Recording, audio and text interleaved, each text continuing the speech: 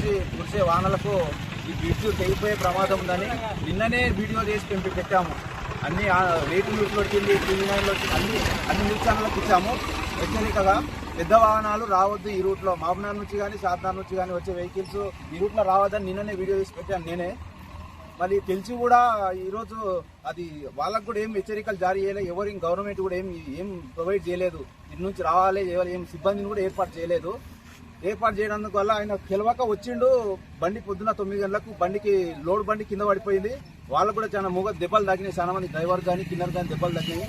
ఈ నిన్ననే చెప్పాము ఎమ్మెల్యే గారికి. గత 3 సంవత్సరాలు ఈ బ్రిడ్జ్ కూలగొట్టి ఇప్పటి వరకు దీన్ని పట్టించుకొని నాదులు లేడు ఎమ్మెల్యే గారు. అప్పుడు బీఆర్ఎస్ హయాంలో అంజయ్ యాదవ్ దీన్ని శాంక్షన్ చేయడం జరిగింది.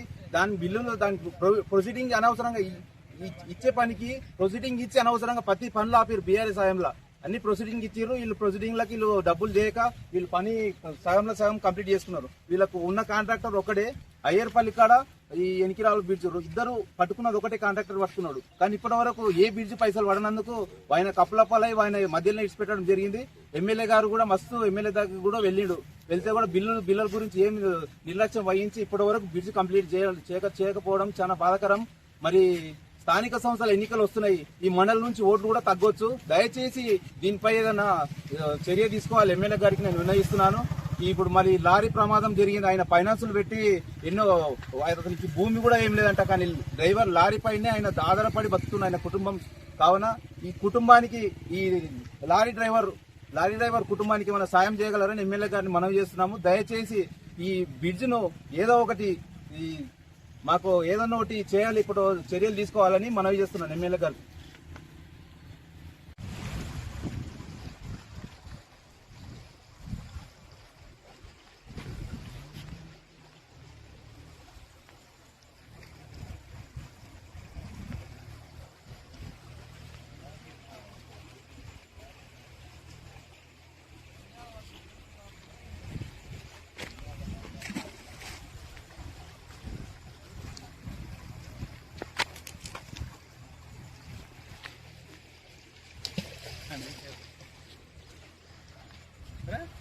గత 2 సంవత్సరాల నుంచి ఇబ్బంది చాలా పడడం. పోయినసారి ఇట్లా మన్ను పోసి వెహికల్స్ వేసినాము.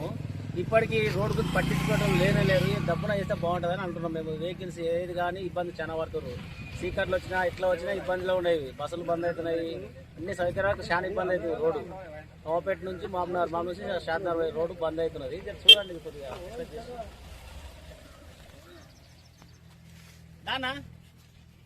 కోరుకుంటున్నాం.